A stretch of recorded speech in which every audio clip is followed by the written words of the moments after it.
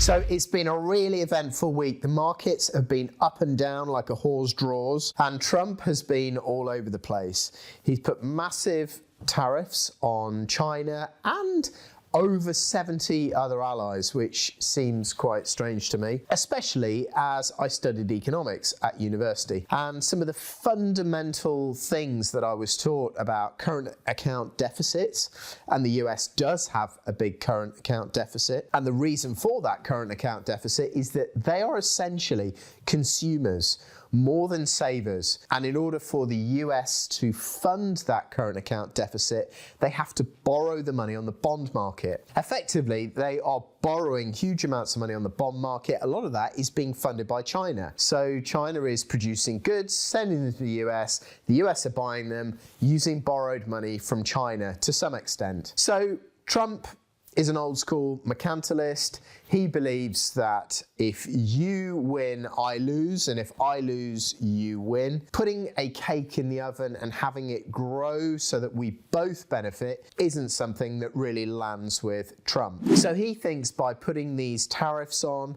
that it is going to reduce US imports. Well, it may do that, but along the way, it is very, very likely to reduce economic growth. In fact, JP Morgan already think there is a 60% chance of a US recession off the back of this. It is very likely to reduce US economic growth and probably send it negative, increase unemployment, and over the medium to long term, it will probably degrade US wealth. So I'm not really sure where Trump is going with this. To me, these economic policies are economically illiterate, but we all know what he's like. He likes to bang the table, create a big wave, and then maybe have some negotiations afterwards. At the moment, it looks like the opposite with China. Tariffs have just hit 125%. You know, I can understand how he might want to negotiate, and this might be his style. I'm just thinking back to Ukraine, Russia, North Korea when he was in power previously.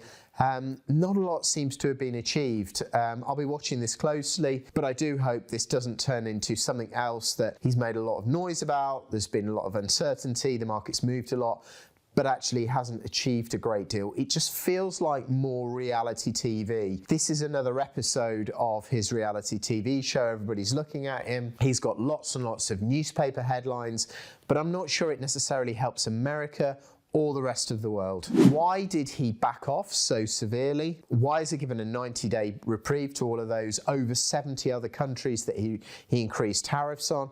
I think he's done it because he's now realized he can't beat Mr. Market. You know, the bond market is so powerful. That is where the US government borrows most of its money. The rate or the interest that they pay on that money moves around second by second.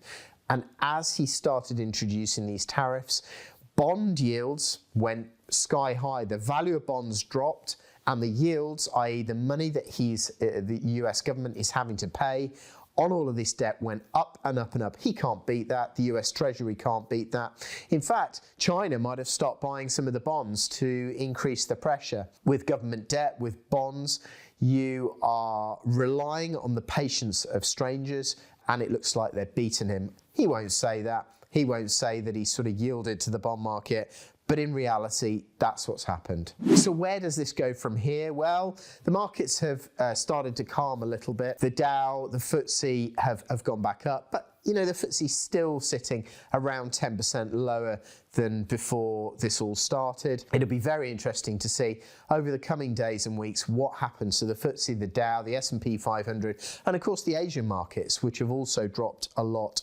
off the back of these tariff increases. Please remember to like and subscribe.